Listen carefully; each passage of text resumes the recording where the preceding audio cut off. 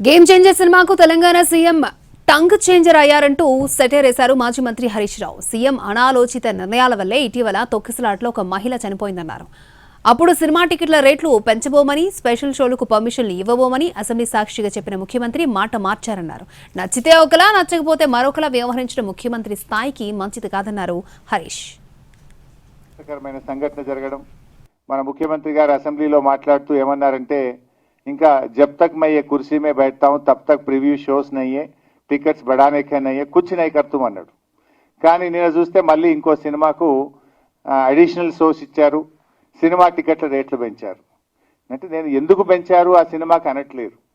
ముఖ్యమంత్రి అనే వ్యక్తి అయితే ఇచ్చిన మాట మీద నిలబడాలి, లేదా అందరినీ సమానంగా చూడాలి. నీకు నచ్చితే ఒక తీరు, నచ్చకపోతే ఇంకొక తీరు ఉంటే అది చిత్ర పరిశ్రమకు నష్టం జరుగుతుంది.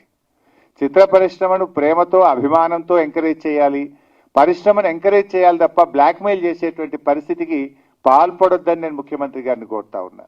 ఒక ముఖ్యమంత్రిగా అసెంబ్లీలో మాట్లాడితే you have to stick to the word. దురదృష్టం ఏంటంటే గేమ్ చేంజర్కు ఈ ముఖ్యమంత్రి టంగ్ చేంజర్ అయిపోయాడు. నువ్వు గేమ్ చేంజర్ ఎందుకు ఇచ్చావు అని అనట్లేదు, కానీ నువ్వు టంగ్ చేంజర్ గురించి నేను అడుగుతా ఉన్నా. నువ్వు అసెంబ్లీలో మాట్లాడినావు, जब तक मैं कुर्सी में बैठता हूं तब तक no shows, no additional benefits अन्नो. फिर क्यों दिए? एक महीने के अंदर क्यों बदल गए? असेंबली में एक बोलते, बाहर एक करते.